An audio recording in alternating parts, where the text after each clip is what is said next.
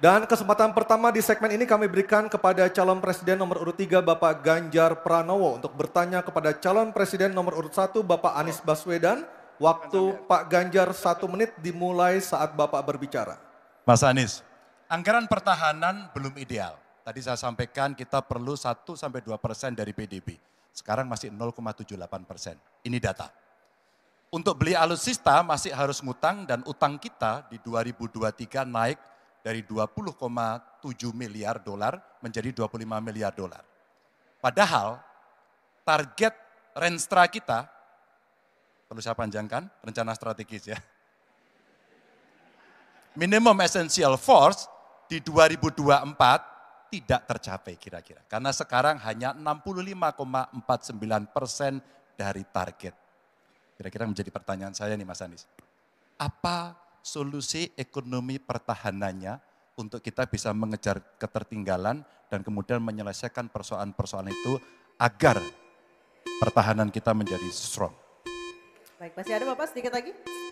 Cukup Pak. Baik, terima kasih Pak Ganjar. Mohon untuk tenang. Kami persilakan Bapak Anies Baswedan untuk menjawab waktu Bapak 2 menit. Silakan. Terima kasih Pak Ganjar. Jadi terkait dengan anggaran pertahanan, seperti tadi disampaikan kita masih di bawah. Kalau tadi disebutkan 0,78, kami memandang memang perlu sampai dengan 1-1,5% yang kita butuhkan. Dan untuk itu maka kita harus memperbesar GDP kita, memperbesar APBN kita. Karena itulah pertumbuhan ekonomi menjadi penting. Dengan pertumbuhan ekonomi yang merata dan berkualitas, harapannya maka kita memiliki masukan negara yang cukup. Kemudian yang kedua, tadi terkait dengan hutang. Hutang-hutang yang digunakan untuk aktivitas produktif yang meningkatkan kesejahteraan, menumbuhkan perekonomian. Itu juga salah satu cara untuk memperbesar APBN kita dengan adanya pendapatan ini. Yang ketiga adalah bagaimana pajak kita diperluas basisnya, ditingkatkan efektivitasnya. Lagi-lagi untuk meningkatkan pendapatan.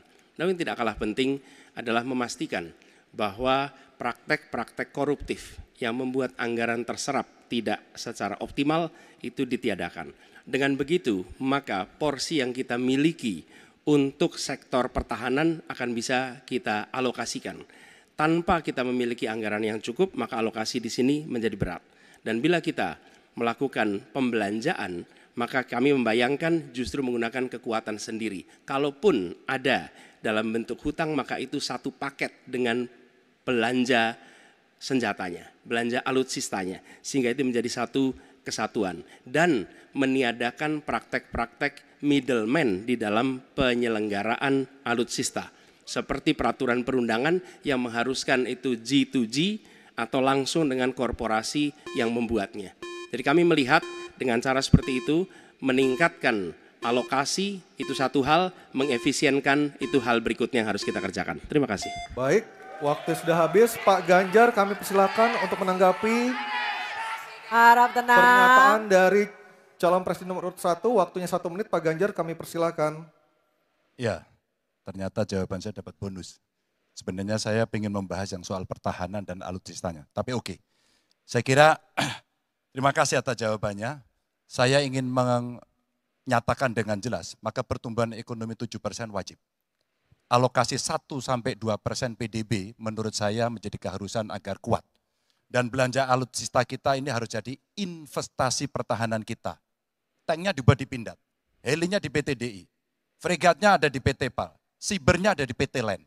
Maka kalau kemudian itu bisa kita optimalkan betul-betul, rasa-rasanya apa yang ingin kita capai dari minimum essential forces-nya akan tercapai.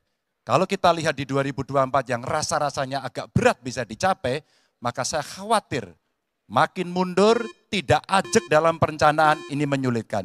Dan kita perlu garda samudra untuk mengawal Indonesia dan pertahanan sakti 5.0. Waktu habis, terima kasih Pak Ganjar. Kami persilakan, oke, tenang. Kami persilakan Bapak Anies untuk menanggapi tanggapan dari Pak Ganjar, waktu Anda 1 menit. Silakan. Ya, pemanfaatan atas sumber daya lokal itu penting, perlu kita teruskan. Dan kita perlu memanfaatkan juga, memastikan bahwa tenaga-tenaga dalam negeri untuk bidang pertahanan itu diinvestasikan secara serius. Pembahasan mengenai investasi sumber daya manusia ini kunci. Kita perlu mengirimkan lebih banyak lagi generasi baru untuk ilmu-ilmu alutsista. Sehingga ke depannya penyelenggaraan alutsista domestik bisa berkembang. Itu satu hal dalam jangka panjang. Nah, karena itu saya sepahaman tentang pentingnya dalam negeri. Tapi tidak kalah penting ketika kita berbicara tentang memastikan bahwa belanja alutsista itu bersih, tidak melibatkan korporasi-korporasi yang punya masalah dengan korupsi. Dengan begitu maka bukan saja anggarannya efisien, tapi tidak bocor di dalam belanja alutsista. Baik, terima kasih Pak Anies, waktunya sudah habis. Mohon tenang Bapak dan Ibu sekalian, baru saja kita lihat nomor